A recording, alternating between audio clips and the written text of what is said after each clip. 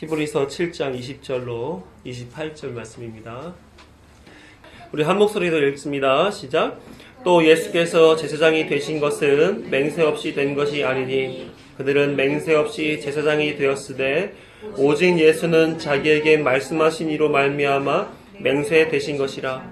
주께서 맹세하시고 뉘우치지 아니하시리니 내가 영원히 제사장이라 하셨도다.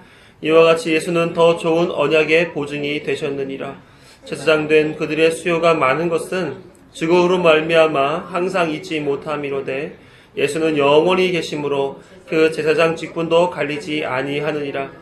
그러므로 자기를 힘입어 하나님께 나아가는 자들을 온전히 구원하실 수 있으니 이는 그가 항상 살아계셔서 그들을 위하여 간구하심이라. 이러한 대제사장은 우리에게 합당하니 거룩하고 악이 없고 더러움이 없고 죄인에게서 떠나 계시고 하늘보다 높이 되시니라. 그는 저 대제사장들이 먼저 자기 죄를 위하고 다음에 백성의 죄를 위하여 날마다 제사 드리는 것과 같이 할 필요가 없으니 이는 그가 단번에 자기를 드려 이루셨음이라. 율법은 약점을 가진 사람들을 제사장으로 세웠거니와 율법 후에 하신 맹세의 말씀은 영원히 온전하게 되신 아들을 세우셨느니라. 아멘. 이 말씀에 담으신 하나님의 맹세와 예수 그리스도의 완성하신 결과가 우리 마음에 깊이 담기기를 간절히 소망합니다. 우리 어린이들 한 주간 잘 지냈어요? 네. 한 주간 살면서 이건 하나님 말씀에 죄라고 그랬는데 이런 생각 들었던 일들이 있었어요? 없었구나. 우리 한나는 죄를 짓지 않은 어린이니까, 그치? 아이고, 죄를 지었는데 그런 생각이 안 났어? 하나님이 아담에게 뭘 하지 말라 그랬어요? 그렇지. 선악을 알게 해주는 나무의 과실은 먹지 말라 그랬어요. 왜? 그것을 먹으면 정령 죽으리라 그랬어요. 하나님이 아담에게 이거 먹으면 죽고 먹지 않으면 살아 라고 하는 하나님의 법을 주셨어요. 그런데 아담이 어떻게 했어요? 그것을 따먹고 말았죠. 죄 짓고 말았어요. 그러면은 아담은 살았어요? 죽었어요? 죽었어? 계속 살아있었잖아. 그쵸? 계속 살아있는 것은 아담이 완전히 죽었다는 게 아니라 일부가 죽었다는 얘기예요. 어떤 것이 죽었을까요? 영혼이? 하나님과 아담과의 관계를 맺는 세 가지 요소가 죽은 거예요. 뭐냐면 지식과 거룩과 의, 요 세 가지가 이걸 원의라 그러는데 이것이 죽은 거예요. 그러니까 더 이상 아담은 하나님을 찾을 수도 없고 하나님이 선하다라고 말하는 옳은 것을 스스로가 원하여 할 수 있는 능력이 없어졌어요. 그러면 아담은 선한 사람이에요? 악한 사람이에요? 선한 사람이에요? 악한 사람이에요? 악한 사람이 되고 말았네?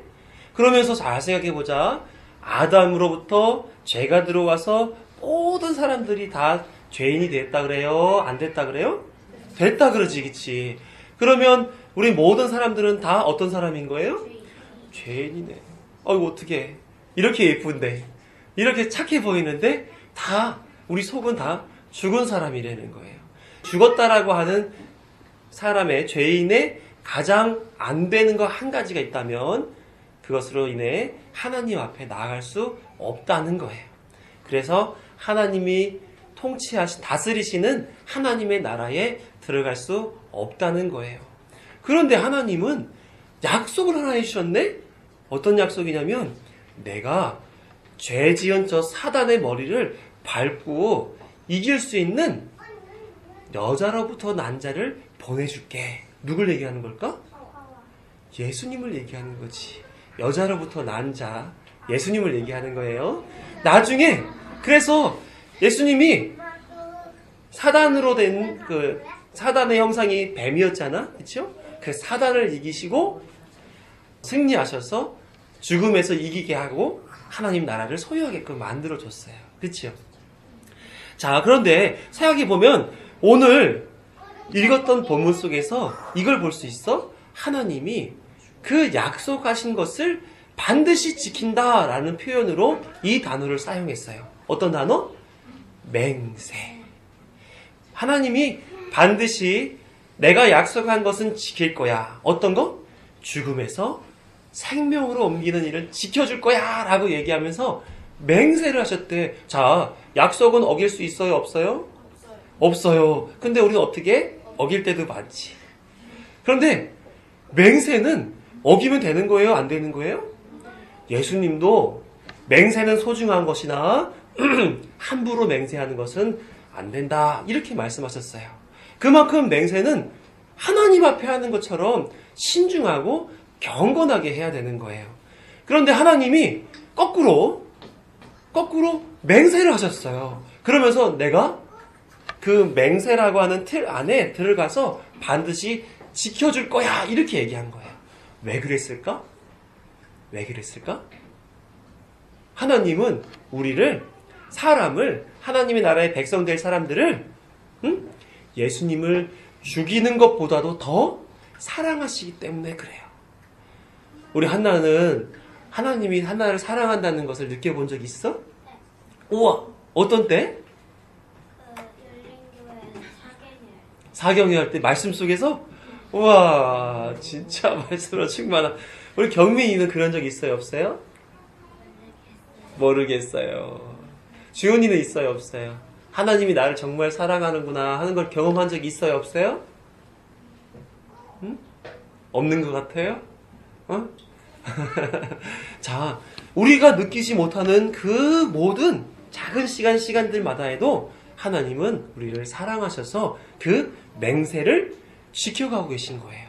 그래서 어떻게 해?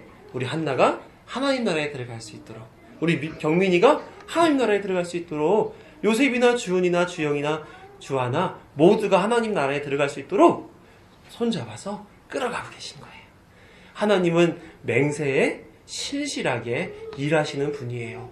그런데 그 맹세의 실체가 누구라 그랬어요? 아까 전에? 그렇죠. 예수님이 이 땅에 안 오셨다 그러면 맹세를 지키고 가는 것에 우리는 확실하게 믿음을 가질 수가 없어요. 그런데 예수님이 이 땅에 오셨어요? 안 오셨어요? 오셨어요. 그래서 죽음에서 이겨났어요? 아니면 계속 죽어 계세요? 이겨냈죠. 3일 만에 무덤을 이기시고 나와 모든 사람들에게 생명을 보여줬잖아요. 그렇죠? 그런 것처럼 예수님께서 하나님의 약속하신 것, 아니 약속보다 더 강한 맹세하신 것까지 지키시기 위하여 이 땅에 오셨어요. 자, 예수님이 오신 것은 그래서 뭐가 완성이 된 거예요? 우리가 아담으로부터 받은 죄인이라고 하는 그 사실에서 이제는 벗어날 수 있도록 해주신 거예요. 우리 요셉이 똑똑해. 그래서 우리는 더 이상 예수님으로 말미암아 죄인이 아니라는 사실을 우리는 기억해야 되는 거예요. 누구 때문에? 예수님 때문에. 그 예수님이 우리의 죄를 하나님 앞에 용서하시는 중보자, 간구하시는 분으로 자리에 계셔서 우리로 하여금 더 이상 죄인의 삶으로 살아가지 않도록 인도해 주시는 분이에요. 자, 그러면 우리는 예수님 때문에 죄에서 벗어날 수 있게 됐어요. 그러면 예수님을 믿는다 한다면 우리 안에서 뭐가 자꾸 기억이 나야 될까? 예수님이 우리를 향해 해주신 일들이 기억나고 더 이상 나는 죄인으로 살 것이 아니라 하나님의 은혜로, 사랑으로, 구원으로, 하나님 나라로 살아가는 사람이 되어야 되는 거예요. 한나 그렇게 살 수 있겠어? 진짜? 경미도 그렇게 살 수 있겠어? 주영아, 주영이 그렇게 살 수 있어요? 네. 아유. 자, 그래서 우리는 늘 항상 우리에게 믿음을 주시고 구원으로 인도해 주시는 예수님을 기억하며 살아야 돼요. 그것이 우리 예수님 믿는 다른 그리스도인 성도가 살아가는 삶의 모양이에요. 그러면 예수님을 자꾸 생각하고 예수님을 믿는 사람으로 살면 우리는 어떤 모습으로 다른 사람들에게 비춰질까? 예수님의 모습으로 비춰지는 거예요. 어머, 어떻게 한나는 저렇게 착해? 우리 경민이는 어떻게 저렇게 다른 사람들을 잘 사랑해줘? 우리 요셉이는 어려운 사람들을 그냥 지나치지 않는 친구야. 정말 그들을 돕기 위해서 애를 쓴다고. 다 어떤 모습이에요? 예수님이 어려운 이웃을 사랑해주는 모습이에요. 그렇게 우리는 예수님의 은혜, 하나님의 맹세, 이것을 기억하며 사는 그런 믿음의 사람들이 다 되어야 될 줄로 믿어요. 자, 우리 그렇게 믿기로 목사님하고 약속해야지, 그치? 자, 약속해서, 나 이제 예수님이 내 안에 담겨서서 보여지는 것처럼 예수님 생각하고, 예수님 말씀 배우고, 예수님 말씀대로 따라 순종하는 그런 믿음의 어린이 될 거예요. 약속! 우리 경빈이도 해주셔야 돼요. 자, 서로 약속한 것을 믿음 안에서 지켜가도록 하세요. 자, 한 가지 얘기할 게 있어요. 우리 어린이들, 목사님이 생각할 때는 함께 예배하는 것이 제일 좋아요. 그런데 몸이 근질근질해요. 난 더 이상 너무너무 어려워서 못 듣겠어요. 그러면 조용히 뒤로 가서 유아실에서 자기 시간 가져도 돼요. 알겠죠? 그런데 하나님 앞에 예배하는 모습을 어렸을 때부터 보고 배우고 자라는 건 매우 중요하니까 그렇게 잘 생각해서 행동하면 되겠어요. 자, 아시겠죠? 우리 어른들께 말씀을 드려야 되는데 다 들으신 거나 다름이 없어요. 아담이 하나님 앞에 지은 죄는 한시적인 죄가 아닙니다. 잠깐 있다가 사라지는 그런 죄를 지은 것이 아니라 하나님 말씀하신 것처럼 정령 죽으리라 한 것처럼 죽는 죄예요. 죽음이라고 하는 것은 결코 회복될 수 없는 일이죠. 죽음 속에 담겨져 있었던 사람들이 다시 일어났다라고 하는 소문이 왕왕 있긴 하지만 그러나 그들은 다시 어떻게 됩니까? 죽고 말아요. 죽음이라고 하는 그것은 모든 것의 끝으로 이루어져 있는 것이죠. 로마서 5장 12절에 사도 바울은 아담이 지은 죄에 대한 결과가 어떻게 이루어졌는지를 소개해주는 내용이 나와요. 우리 함께 읽어봐요. 시작. 그러므로 한 사람으로 말미암아 죄가 세상에 들어오고 죄로 말미암아 사망이 들어왔나니 이와 같이 모든 사람이 죄를 지었으므로 사망이 모든 사람에게 이르렀느니라. 그래서 사람은 절대적으로 회복이 없고 생명이 없고 소망이 없는 상태, 즉 사망의 상태에 이르게 되어 있다 하는 거예요. 이것이 어떤 겁니까? 하나님과의 단절된 관계 속에서 나온 결과지요. 그러나 사람에게는 하나님의 나라에 들어갈 방법이 아예 없었던 것은 아닙니다. 지금도 마찬가지로 없는 것은 아니에요. 하나님의 공의에 만족할 만큼 사람이 그렇게 실천에 옮길 수 있다면 하나님께서 사람을 자력으로 구원받게 해주실 겁니다. 그런데 이처럼 아담으로부터 말미암은 죄가 들어와 사람은 저주 가운데 놓여져 있고 결코 하나님의 공의를 만족시켜드릴 만큼의 행동을 할 수 있는 자가 없다라고 하는 거예요. 갈라디아서 3장 10절을 보게 되면 무릇 율법 행위에 속한 자들은 저주 아래에 있나니 기록된 바 누구든지 율법책에 기록된 대로 모든 일을 항상 행하지 아니하는 자는 저주 아래에 있는 자라 하였음이라. 거꾸로 얘기한다면 저주 아래에 있는 자는 율법에 부합하도록 항상 살아갈 수 없다. 이 얘기를 지금 하고 있는 거예요. 모든 이가 저주를 받았기 때문에 누구도 스스로의 힘으로 하나님의 나라에 들어갈 수 없다는 것을 얘기하고 있는 거죠. 그러므로 자력으로 하나님 나라의 백성 된다는 것은 불가능한 것입니다. 이 시대 많은 교회들이 믿음을 보이라 이렇게 하면서 그런 명목으로 맹목적인 충성을 바라는 경우들이 많이 있습니다. 그렇게 해야 복을 받는다 그러죠. 그런데 그 복의 실체가 뭡니까? 정말로 하나님 나라에 갈 수 있는 복을 말하는 걸까요? 아니죠. 하나님 앞에 그렇게 충성스러운 종이 되면 하나님께서 그의 삶을 채워주신다라고 하는 거예요. 이 땅에서 잘 먹고 잘 사는 복을 가리키며 그 일을 행하도록 하는 그런 일들이 많기에 안타까운 것입니다. 과연 스스로 믿음을 보여 인정받을 능력이 있어 당당히 복을 요구할 사람이 이 세상에 있겠습니까? 사람이 죽음으로써 깨진 하나님의 형상은 어떤 거예요? 아까 세 가지 요소 말했던 거, 지식과 거룩과 의라고 하는 그 원인은 원래 자신 안에 있는 이성과 의지를 통해 올바른 것을 자원하여 행하도록 하는 역할을 했습니다. 하지만 이것이 아담으로 말미암아 죄가 들어옴으로 말미암아 저주받아 깨지게 된 거죠. 그럼으로써 이제는 더 이상 사람에게는 올바른 것을 할 수 있는 능력이 없게 되어진 것입니다. 그래서 창세기 6장 5절에서처럼 여호와께서 사람의 죄악이 세상에 가득함과 그의 마음으로 생각하는 모든 계획이 항상 악할 뿐임을 보시고 모든 사람들이 생각하는 것마다 다 악하더라 이렇게 얘기하는 거예요. 그러므로 사람이 스스로 무언가 하나님 앞에 구원의 일을 어떠한 것도 내놓을 수 있는 것이 없는 상태가 된 것입니다.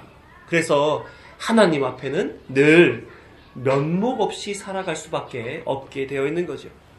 그러나 하나님은 죄로 죽을 수밖에 없는 모든 인생들을 위하여 약속 한 가지를 해주셨어요. 창세기 3장 15절 우리 함께 읽습니다. 시작. 내가 너로 여자와 원수가 되게 하고 내 후손도 여자의 후손과 원수가 되게 하리니 여자의 후손은 내 머리를 상하게 할 것이요 너는 그의 발꿈치를 상하게 할 것이니라 하시고, 면목 없어 늘 하나님 앞에 고개 숙이고 부끄러워해야만 하는 사람 앞에 하나님은 스스로 그 죄 내가 다 처리해 줄 거야 라고 약속을 해 주신 거예요. 이것을 하나님의 최초 복음이다 하여 원시 복음이라고 말을 합니다. 복음은 죄의 문제로 절대로 극복할 수 없는 지경에 놓여져 있는 죄인에게 예수 그리스도를 통해 죄의 문제를 해결하고 그의 공로로 말미암아 구원을 받는 은혜요 선물 주신다 하는 것을 복음이라고 얘기한단 말이죠.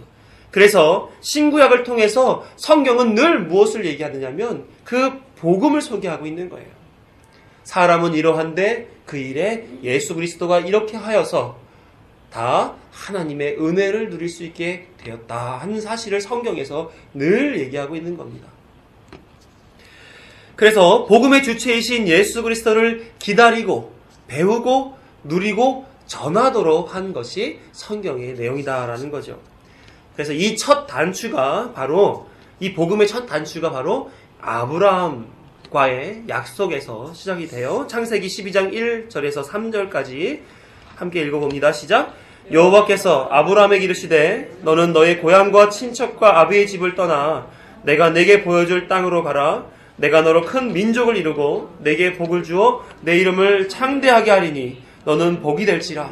너를 축복하는 자에게는 내가 복을 내리고 너를 저주하는 자에게는 내가 저주하리니 땅의 모든 족속이 너로 말미암아 복을 얻을 것이라 하신지라. 이것을 아브라함 언약이라고 하죠. 자, 마태복음 1장에서 예수님의 족보가 나오는데 무엇으로 시작됩니까? 아브라함과 다윗의 자손 예수 그리스도의 계보라 이렇게 얘기하잖아요. 예수님으로 완성될 하나님의 백성의 계보에 처음으로 등장하는 이가 바로 아브라함입니다. 바로 그는 복음을 등장시킨 시작이 된 사람이죠. 아브라함으로부터 시작된 복음의 실행됨에 따라 히브리서 기자는 히브리서 6장에 이렇게 기록하고 있어요. 히브리서 6장 13절에서 17절의 말씀을 보면 제가 읽어드릴게요. 하나님이 아브라함에 약속하실 때 가리켜 맹세할 자가 자기보다 더 큰 이가 없으므로 자기를 가리켜 맹세하여 이르시되 내가 반드시 너에게 복을 주고 복 주며 너를 번성하게 하고 번성하게 하리라 하셨더니 그가 이같이 오래 참아 약속을 받았느니라. 사람들은 자기보다 더 큰 자를 가리켜 맹세하나니 맹세는 그들이 다투는 모든 일의 최후 확정이니라. 하나님은 약속을 기업으로 받는 자들에게 그 뜻이 변하지 아니함을 충분히 나타내시려고 그 일을 맹세로 보증하셨나니. 히브리서 기자는 하나님이 아브라함에게 언약하신 바, 그 바가 창세기 3장 15절에서 약속하신 그 최초 복음의 연장선상에 있는 것이요, 그것을 끊임없이 하나님께서 이루어 가실 일이다라고 하여서 그 약속 지킴을 뭐라고 표현했어요? 맹세라고 얘기했습니다. 하나님이 맹세하셨다는 얘기예요. 사실 그 맹세라고 하는 말은 하나님 앞에 합당한 말씀은 아닙니다. 사람들 간에 있는 일이죠. 하나님의 작정은 즉시로 결과를 맺지 않습니까? 하나님이 빛이 있으라 이렇게 말하니까 빛이 있었고 궁창이 있으라 했을 때 궁창이 생겼던 것처럼 하나님의 말씀의 시작은 결국 끝과 동일하게 동시에 일어나는 일이라는 거예요. 그런데 하나님께서 맹세를 하셨다는 것은 그것은 하나님의 작정이 어떻게 된다는 얘기예요? 반드시 이루어질 것이다 라는 사실을 강조하기 위하여 쓰인 표현인 것이죠. 고대 근동 사회에서 맹세는 약속을 보증하는 방법이었습니다. 특히 맹세하는 사람은 그들이 섬기는 신으로 하거나 내가 못 지키게 되면 이런 벌을 받을게 라고 상벌을 받는 것을 적용하여서 맹세했던 거예요. 더더군다나 이 맹세라는 말은 완전수 7에서 파생된 히브리어 쉐부하라고 하는 말에서 나온 것인데 7은 어떤 수예요? 거룩한 수요 완전수로 여기기 때문에 맹세할 때에 어떤 것이 가미됐다는 것으로 볼 수 있냐면 하나님께서 해주시는 그 엄중함과 신성함을 가지고 있다고 생각했어요. 그래서 이스라엘 백성들은 하나님 앞에서 맹세하는 일은 하나님 앞에서 약속하는 일이다 이렇게 여겼단 말이에요. 그래서 함부로 맹세하지도 않았을 뿐더러 맹세를 하게 되면 하나님의 이름을 모욕하는 것으로 여기고 철저하게 지키려고 노력을 했다라고 하는 겁니다. 그래서 맹세를 한 경우에는 아무리 내게 손해가 닥친다 할지라도 그 맹세를 지키기 위하여 최선의 노력을 다했다라고 하는 겁니다. 어떤 표현인 거예요? 맹세 안에 그가 들어가 매여 사는 것을 얘기하는 거죠. 그래서 사사기 11장에 보게 되면 입다가 암몬 사람들과의 전쟁에서 이기게 해주게 되면 돌아올 때에 나를 처음으로 반기는 사람, 그 사람을 하나님 앞에 제물로 바치겠습니다. 이러한 맹세를 했단 말이에요. 근데 누가 나왔어요? 가장 사랑하는 딸이 나왔어요. 그래서 그 딸을 하나님 앞에 바치게 된 거예요. 맹세는 그만큼 엄중한 것입니다. 그 안에 자신을 맡겨서 그 맹세가 주는 권위 앞에 굴복될 수밖에 없는 거예요. 그래서 예수님께서도 마태복음 5장에서 맹세가 오용되는 것을 방지하시기 위하여 함부로 맹세하지 말라 이렇게 얘기했단 말이죠. 그런데 히브리서 기자는 그 맹세라는 말을 사용함으로써 하나님이 그 맹세에 스스로 매이셨다라는 것을 얘기하고 있는 거예요. 즉 하나님께서 그 언약의 신실함을 이루실 것, 그래서 반드시 이루실 것을 강조하고 있는 것입니다. 어떤 것이요? 복음의 주체이신 예수 그리스도가 구원의 문을 열어 모든 믿는 자들에게 복음이 되어 주신다라는 그 사실을 지키시겠다라는 거죠. 그렇다면 왜 하나님이 언약을 반드시 지키시겠다는 약속을 하셨을까요? 히브리서 6장 18절을 보게 되면 그 이유를 얘기해 주고 있습니다. 함께 읽어요. 시작. 이는 하나님이 거짓말을 하실 수 없는 이 두 가지 변하지 못할 사실로 말미암아 앞에 있는 소망을 얻으려고 피난처를 찾은 우리에게 큰 안위를 받게 하려 하심이라. 하나님의 맹세는 소망을 구하는, 피할 처를 찾는 그런 하나님의 백성들에게 소망이 되어주고 안위를 허락해 주시기 위하여 그렇게 맹세를 하셨다라는 거예요. 자신 스스로 그 맹세 안에 매이시기까지 그 일을 행하시는 의미는 과연 무엇이겠습니까? 죄인으로 사는 당신의 백성들이 현재 경험되는 죄인의 고통 속에서 한 줄기 소망이신 예수 그리스도를 바라보며 고통을 이겨내며 세상을 승리하며 살아가기를 원하신다는 그런 의미인 거예요. 사람이 지은 죄는 무한하신 절대자 하나님을 향해 지은 죄입니다. 그분의 완전하신 성품에서 나온 명령을 어긴 죄지요. 그분을 배반한 죄이기에 이 땅에서는 어떤 죽음을 경험합니까? 육신과 영혼의 분리를 경험하는 죄인 거예요. 그러나 더 나아가선 영원한 형벌에 이르는 심판받는 그런 죄를 지은 것입니다.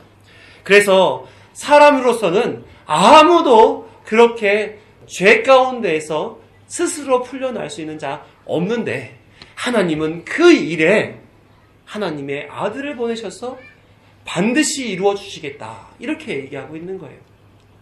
그러나 중요한 것은 우리에게 있어서는 예수님이 그렇게 하신 일도 중요하지만 과연 내가 어떤 자였는데 어떻게 예수님이 나에게 무엇을 해결해 주셨는가에 대한 인식이 분명히 있어야 한다는 것이 중요하다는 거죠. 그래서 먼저 우리는 우리의 심령의 상태가 어떠한지를 로마서를 통해서 확인해 보겠습니다.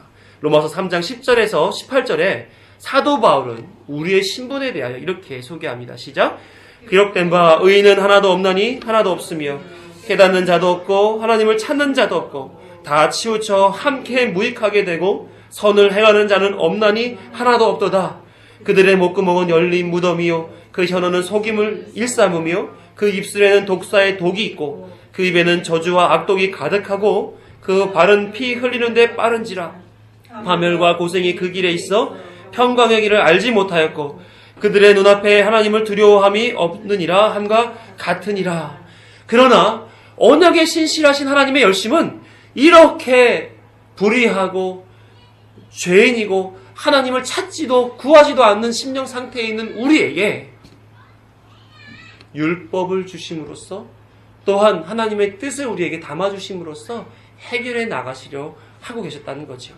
그래서 하나님의 열심은 율법을 통하여 죄를 깨닫게 하고 죄 짓는 것을 억제하도록 하는 것과 동시에 스스로 죄를 이겨낼 수 없는 존재이다라고 하는 사실을 깨닫고 하나님 없이 하나님의 은혜 없이는 살 수 없구나 하는 것을 깨달아 은혜 구하는 길로 나오는 그 일들을 하고 계셨다는 것이죠.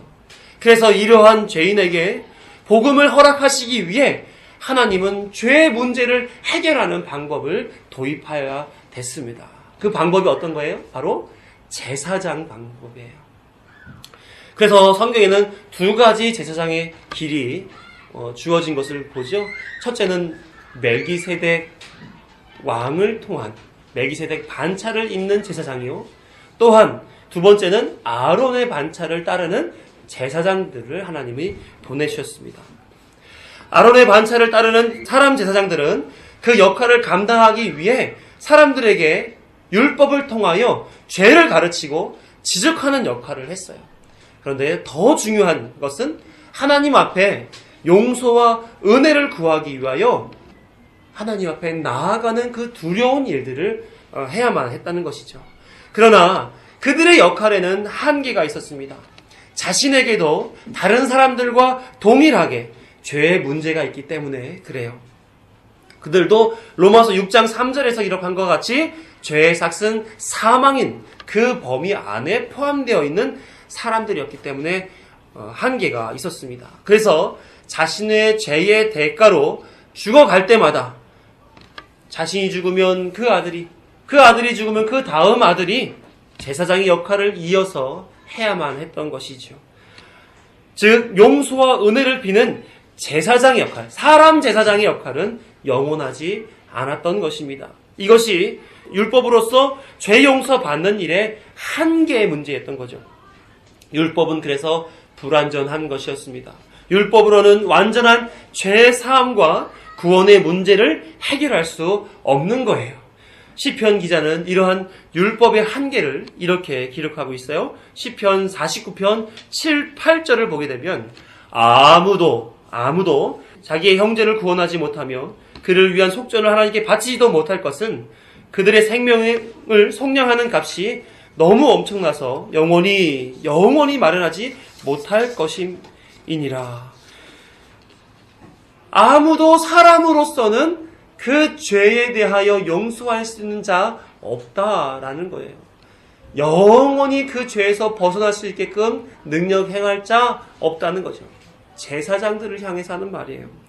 율법은 그래서 제사장으로서 할 수 없는 그것을 할 수 있는 누구? 예수 그리스도로 말미암아 이루어졌다라고 하는 그 사실로 깨닫게 하며 그 예수 그리스도를 의지하도록 이끌어가는 초등교사와 같은 역할을 하는 겁니다.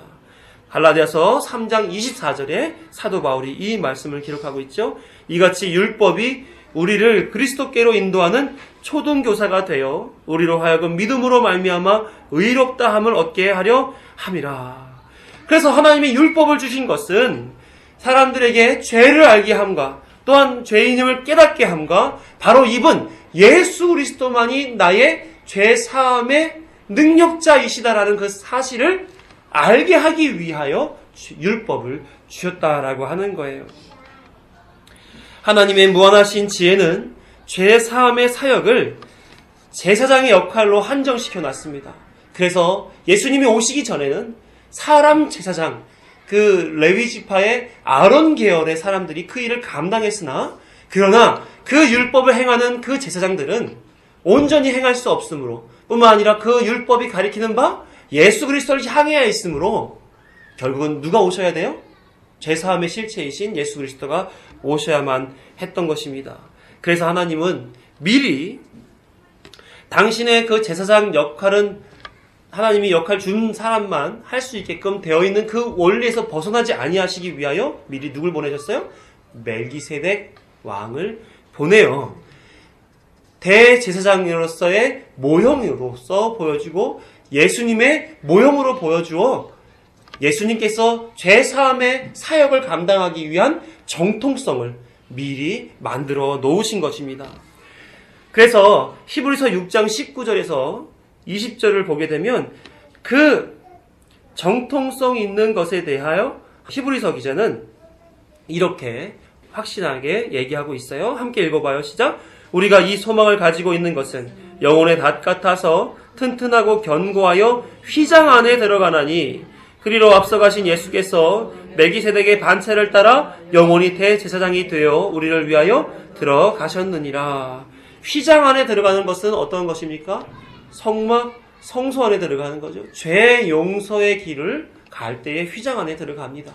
예수님이 먼저 그 자리로 들어가셔서 죄 용서, 대제사장의 사역을 완전히 감당하셨으므로 이제 우리도 그 안에 들어갈 수 있는 자 되게 하셨다라고 하는 말을 하고 있는 거예요. 그러므로 구약의 옛 언약, 즉 아브라함에게 주신 언약을 완성하시고 새 언약, 예레미야 31장에 나와 있는 새 언약을 완성하실 더 좋은 언약의 보증자요 중보자인 그분을 이 땅에 보내신 거예요. 그래서 오늘 본문 20절에서 25절의 말씀을 읽어보면, 제가 빨리 읽어드릴게요. 또 예수께서 제사장이 되신 것은 맹세 없이 된 것이 아니니 그들은 맹세 없이 제사장이 되었으되 오직 예수는 자기에게 말씀하신 이로 말미암아 맹세로 되신 것이라. 주께서 맹세하시고 뉘우치지 아니하시리니 내가 영원히 제사장이라 하셨도다. 이와 같이 예수는 더 좋은 언약의 보증이 되셨느니라. 제사장 된 그들의 수요가 많은 것은 죽음으로 말미암아 항상 잊지 못함이로되 예수는 영원히 계심으로 그 제사장 직분도 갈리지 아니하느니라. 그러므로 자기를 힘입어 하나님께 나아가는 자들은 온전히 구원할 수 있으니 이는 그가 항상 살아계셔서 그들을 위하여 간구하심이라. 하나님이 맹세하셨다 하여 누구를 보내셨어요? 예수 그리스도를 언약의 보증이요 간구하시는 그 중보자로서 우리에게 보내주신 거예요. 그러므로 우리는 그 예수 그리스도의 공로로 말미암아 하나님 앞으로 나아갈 수 있는 자격 있는 자 되었다라고 하는 것이죠. 그런데 중보자가 되시는 그 예수님을 생각해 볼 때 중보자에게는 자격이 있구나 하는 것을 우리는 가늠해 볼 수 있습니다. 다시 말하면 아무나 중보자 될 수 없다는 사실을 우리는 기억해야 돼요. 그래서 그 일이 얼마나 엄중하고 경건하고 진실한가, 그것이 얼마만큼 하나님 앞에서도 쉬운 일은 아니라고 하는 그 사실을 우리는 알아야 되는 거예요. 첫 번째로 뭐냐면 거기에 첫째, 둘째, 셋째 다 있으니까 한번 보세요. 인간을 대신하기 위해 인간의 본성을 가지고 있어야 한다는 거예요. 즉 중보자는 인간이 되어야 된다는 것이죠. 고린도전서 15장 21절을 보게 되면 사망이 한 사람으로 말미암았으니 죽은 자의 부활도 한 사람으로 말미암는도다. 그러므로 다른 사람들로 되는 것이 아니라 어떠한 한 사람만으로만 가능하다 하는 사실을 사도 바울은 기록했고요. 그 사람이 누구인지를 다시 한번 사도 바울은 로마서 8장 3절에 이렇게 언급해요. 다시 우리 같이 읽어봐요. 시작. 율법이 육신으로 말미암아 연약하여 할 수 없는 그것을 하나님은 하시나니 곧 죄로 말미암아 자기 아들을 죄 있는 육신의 모양으로 보내어 육신의 죄를 정하사. 누굴 보냈다고요? 자기 아들을 보냈다고요. 그러므로 중보자는 인간이 되어야 하는데 사람으로서는 죄 있음으로 인하여 할 수 없으되 한 사람이신 예수 그리스도가 오셔서 그 일의 자격을 온전히 갖추었다라는 거죠. 두 번째로는 어떠한 자격이냐면 무한한 인간의 죄책과 영원한 형벌을 없이 할 수 있는 가치 있는 재물이어야 한다는 거예요. 그러나 이 땅의 모든 피조물 중에 영원한 것이 있습니까? 저주받지 아니한 것이 있어요? 하나도 없지요. 그러므로 영원한 가치를 가지시니 저주받지 아니한 무죄한 분 누구밖에 없어요? 오직 하나님, 예수 그리스도 밖에는 없는 것입니다. 그러므로 그 재물은 인간이자 하나님만이 가능한 것이에요. 그래서 요한복음 1장 1절을 보게 되면 이렇게 기록되어 있습니다. 태초에 말씀이 계시니라. 이 말씀이 하나님과 함께 계셨으니 이 말씀은 곧 하나님이시니라. 말씀의 실체를 또 17, 18절에서 이렇게 기록해요. 율법은 모세로 말미암아 주어진 것이요 은혜와 진리는 예수 그리스도로 말미암아 온 것이니라. 본래 하나님을 본 사람이 없으되 하나님 품속에 있는 독생하신 하나님이 나타나셨느니라.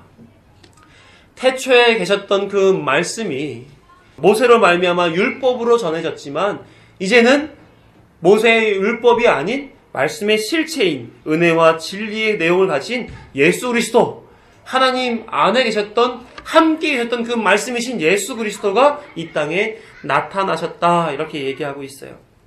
그러므로 두 번째 조건도 예수님만이 가능하신 그런 내용이죠. 세 번째 조건을 보게 되면 인성을 가진 중보자는 흠없는 제물이 되어야 하니 중보자에겐 죄가 없어야 합니다. 히브리서 4장 15절에 이렇게 기록하고 있어요. 우리에 있는 대제사장은 우리의 연약함을 동정하지 못하실 이가 아니요 모든 일에 우리와 똑같이 시험을 받으신 이로되 죄는 없으시니라. 그래서 이 세 가지 조건이 다 만족시켜질 수 있는 분, 언약의 보증이시요 중보자로서 유일한 한 분 되시는 바로 예수 그리스도를 보내셨다는 거예요. 그래서 7장 26절에서 28절 이 내용이 이 예수 그리스도가 중보자로서 완전한 자격을 가지신 분이시다라는 사실을 설명해 주고 있는 겁니다. 함께 읽습니다. 시작. 이러한 대제사장은 우리에게 합당하니 거룩하고 악이 없고 더러움이 없고 죄인에게서 떠나 계시고 하늘보다 높이 되시니라. 그는 저 대제사장들이 먼저 자기 죄를 위하고 다음에 백성의 죄를 위하여 날마다 제사 드리는 것과 같이 할 필요가 없으니 이는 그가 단번에 자기를 들여 이루셨음이라. 율법은 약점을 가진 사람들을 제사장으로 세웠거니와 율법 후에 하신 맹세의 말씀은 영원히 온전하게 되신 아들을 세우셨느니라. 예수님은 무한한 사랑으로 성도들을 대신해 고통받고 죽기 위해 이 땅에 완전한 사람으로 오셨습니다. 뿐만 아니라 그러한 일들이 모든 사람들에게 적용되게 하기 위하여 간구하시는 중보자의 역할도 지금 하고 계시다는 거예요. 하나님의 능력과 지혜와 그리고 영광이 이 맹세라고 하는 확고한 의지로 죄사함이라는 구원이 예수 그리스도로 말미암아 완성된 것을 사람들에게 온전히 적용되고 성취되도록 지금까지 일하고 계시다는 사실입니다. 그리고 그것이 우리에게는 어떤 것으로 다가와요? 복음으로 다가와 나로 말미암아 예수 그리스도의 은혜를 누리게 하시는 하나님의 능력이 내게 있구나 하는 것을 경험하게 만들어준다는 거예요. 지금도 우리가 알지 못하는 이 부지불식간의 시간들 속에서 하나님의 그러한 맹세의 사랑은 우리를 관통하여 흘러가고 있다는 사실입니다. 사랑하는 성도 여러분, 하나님의 맹세와 예수 그리스도의 완성은 지켜졌고 이미 이루어졌습니다. 뿐만 아니라 지금도 하나님은 우리 개개인의 구원을 위해 맹세를 지켜가고 계신 거예요. 왜 그럴까요? 당신의 아들을 죽이기까지 우리를 풍성하고 치밀하게 사랑하고 계시기 때문에 그렇습니다. 이제 중요한 것은 그 사실 앞에 우리가 어떠한 모습으로 서야 하는가 하는 거예요. 많은 사람들이 구원에 대하여 하나님의 일하심에 대하여 먼 일이다, 나와 관계없는 일이다 라고 여기고 살아가는 식으로 그들과 살아가는 그 모습을 그대로 우리도 그렇게 살아야 되겠습니까? 그들은 자신 안에 있는 죄의 심각성과 구원의 절대적인 필요를 모르기 때문에 그렇게 산다 할지라도 우리는 이미 죄인됨과 그리스도의 은혜와 나의 신분과 나의 미래에 대하여 알게 되었으므로 이제는 더 이상 세상 사람들과 혹은 믿음 없이 사는 소위 교회 안의 성도들과 동일하게 살아가면 되겠는가 하는 거예요. 더 나아가 하나님이 하신 일에 대한 위대함과 감사함이 없는 그런 사람들의 모습과 더 이상 더 큰 감사는 없다라는 것을 아는 우리의 모습이 같아야 되겠는가 하는 거예요. 그래서 이제는 그들과 더불어 살아가는 것 속에서도 분명하게 우리의 삶의 길을 만들어 따라 살아가야 됩니다. 어떠한 방식으로요? 요한복음 14장 21절에 나와 있는 그런 방식으로 함께 읽어봅니다. 시작. 나의 계명을 지키는 자라야 나를 사랑하는 자니 나를 사랑하는 자는 내 아버지께 사랑을 받을 것이요 나도 그를 사랑하여 그에게 나를 나타내리라. 우리의 삶의 방법이 바뀌어야 됩니다. 지금까지 아무렇지도 않고 죄를 지었음에도 불구하고 죄에 대한 부끄러움이 없거나 아니면 하나님의 은혜를 받고 산다고 하는 삶 속에서 하나님이 경험되지 않는 삶을 살고 있다면 우리의 삶은 지금 잘못된 길을 걸어가고 있는 거죠. 그래서 하나님이 주신 하나님의 말씀, 이 계명들을 우리 안에 담고 우리가 깨닫고 그것을 하나님의 온전한 진리라고 하는 것으로 믿고 기대하고 순종하고 나아가 우리의 바른 길을 걸어가야 될 것입니다. 예수님의 은혜를 누린다라고 하는 것은 예수님과 함께 있다는 얘기예요. 그래서 예수님이 가르쳐주신 그 계명을 지키고 살아가 예수님과 내가 한 발짝 한 발짝 같이 동행한다라고 하는 그런 것입니다. 그래서 그의 말씀을 배우고 깨닫고 지키고 살면서 그 예수님의 은혜를 누리도록 하셨다는 것이죠. 하나님이 은혜를 주신 것은 하나님이 맹세하시고 완성해 놓으신 구원을 배우고 오라고 하나님이 우리에게 인생을 주신 거예요. 즉 죄악된 세상 속에서 멸망할 존재로 사는 것이 아니라 하나님의 구원 역사를 배우고 나도 그 안에 포함되어 있다라고 하는 그 깨달음으로 늘 감사하며 감격하며 예수님을 쫓아 살다 하나님의 나라로 오라는 그 자리로 우리 지금 보내짐을 받은 거예요. 어떤 인생입니까? 나그네 인생이지요. 이 나그네 인생 속에서 우리는 하나님의 말씀을 경험하고 그 말씀을 따라 살아가는 그 삶을 경험하는 것이 그 나그네 인생의 본분이라는 거예요. 사랑하는 성도 여러분, 오늘 말씀이 담고 있는 하나님의 맹세가 살아계신 영원한 대제사장 예수 그리스도로 말미암아 우리에게 주어져 있다는 사실을 기억하시길 부탁드립니다. 그리고 마음에 새기기를 바라요. 그래서 우리의 결국이 하나님의 나라인 것을 확신하시고 잠시 이 땅에서 경험되는 어려움을 믿음으로 이겨내시길 바랍니다. 그래서 나그네 인생, 하나님의 맹세와 그리스도가 완성하신 그 모든 일을 쫓아 살아가 하나님의 은혜 가운데에 예수 그리스도와 동행하는 그런 삶을 살아야 할 줄로 믿습니다. 그래서 우리 하루하루 밝게 힘차게 하나님과 이웃을 사랑하며 그런 그리스도인으로 살아가시자고요. 네, 기도하겠습니다.